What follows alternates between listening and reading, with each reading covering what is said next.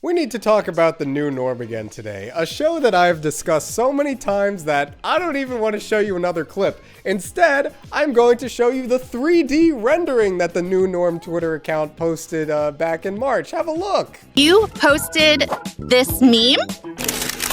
Yes. And you posted this comment? Yes. Mr. Musk. Call me Elon. So I just want to prey on this frame for a sec. It looks like somebody plugged Elon Musk into the AI generator and then realized he was not attractive enough for the bit. So then was like, let's do half Brad Pitt, half Elon Musk, and we get this abomination. So we're talking about the new norm today because people are viewing conservative comedy in a different light now, since on Wednesday, the DOJ said one of the most prominent producers of conservative comedy, Tenet Media, is actually a front for the Russian government. Those are not my words. Those are the DOJ's words. Tenet has served as a front for Russian agents to spread Russian state-directed content. Tenet employed some of the biggest conservative commentators on earth. Benny Johnson, Tim Pool, each have millions of their own followers. And Tenet was financed by like people that the Russian government made up. Like this guy whose bio looks like they plugged a bunch of LinkedIn words into an AI and it just spit this thing out. The DOJ has blurred most of it, but I just thought that was funny. All right, the one we care about is Dave Rubin, who briefly worked on a show for Tenet, which we'll get to. But for our purposes, he plays Chaz on the new norm. If you don't know who Chaz is, I included a graphic for you to get caught up to speed. A thank you to Citrus Flower 25 for that. Okay. Dave Rubin commented on the indictment. He said he was a victim. You know, he didn't know what was going on. He knew absolutely nothing. So that led me to the question I should have asked from the very beginning. Who made the new norm?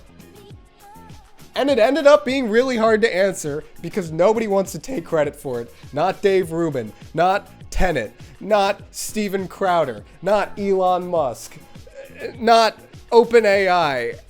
It sent me into a bit of a spiral. But I want to back up for a bit to what Dave Rubin said his involvement with Tenet was. You can see at the bottom, People of the Internet was the show he did. So let's take a look.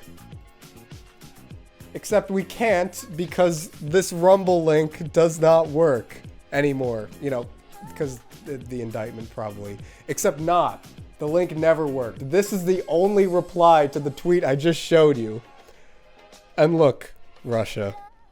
I know you're very scary. I know you're a big superpower and you got a war going on that you're doing. But if you can't get a Rumble link to integrate on Twitter, you might not be cut out for the content creation business.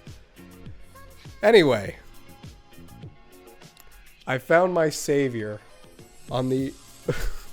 I don't even know what subreddit this was, but Barry the Serial King found out that on the original web page for the new norm, which, by the way, this web archive page doesn't even exist anymore, so we're just going to take it at face value. He found the people who took credit for creating the shows, 3 people who formed Pitch Dev Studios. So I was like, finally I have a name, Pitch Dev Studios. Is this also Russian bankrolled? Is it part of Tenet? Is it owned by Dave Rubin? Is it an animation company? Is it Pixar spelled backwards or something? And this is what I found. They do renderings. They do graphics. They do movie posters. They do interior design, yachts, and architecture. The new norm was made by a yacht company.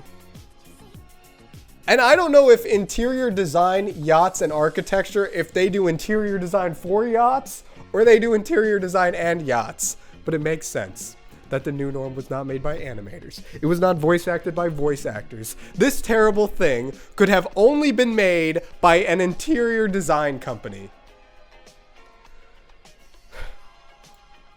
So for now, the new norm does not appear to be Russian funded. But I think if the past few days have taught us anything, is that if something sounds kind of weird and you don't know who it's being funded by, it might be funded by someone weird, if that makes sense.